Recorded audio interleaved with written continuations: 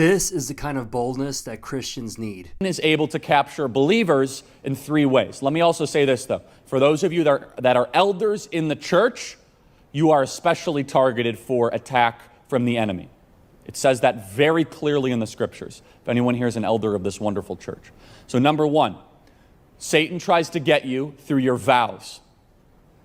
I will never take another drink again. Don't say that. You are not capable of doing that. The self-control is a fruit of the Spirit. It says it very clearly in the scriptures. Instead, you should say, only thanks to the power of Jesus Christ would I ever not be able to take another drink again. That is a completely different thing than saying I alone can take on the evil and the devices of Satan. Completely and totally different. And Jesus said this. He said, do not make earthly vows. Let your yes be yes and your no be no.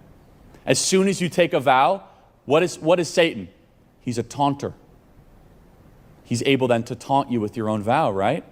You said you would never do this again. Come on, let's see how strong you are. All of a sudden, it's held over your head.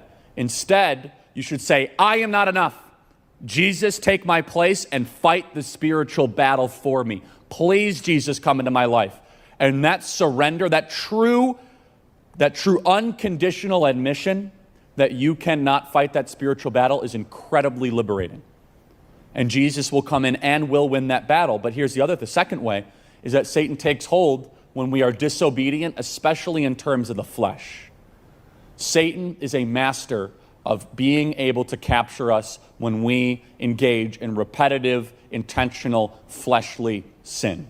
We all know what that is. I don't need to overemphasize that. You know what that is.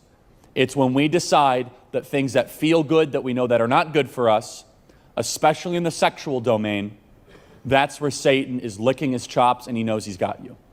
He knows that's where human beings are in some ways at their weakest. This is why it says in the New Testament, flee from sexual immorality. And it goes on to say that Satan prowls the earth, in 1 Peter, prowls the earth like a lion looking for those to devour. It's a pretty profound statement, isn't it?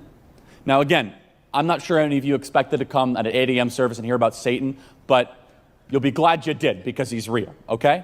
The third thing is by who you surround yourself with and what you put into your mind and what you put into your soul. This is a very important thing, that you are a combined moving average of the 5 people you spend the most time with.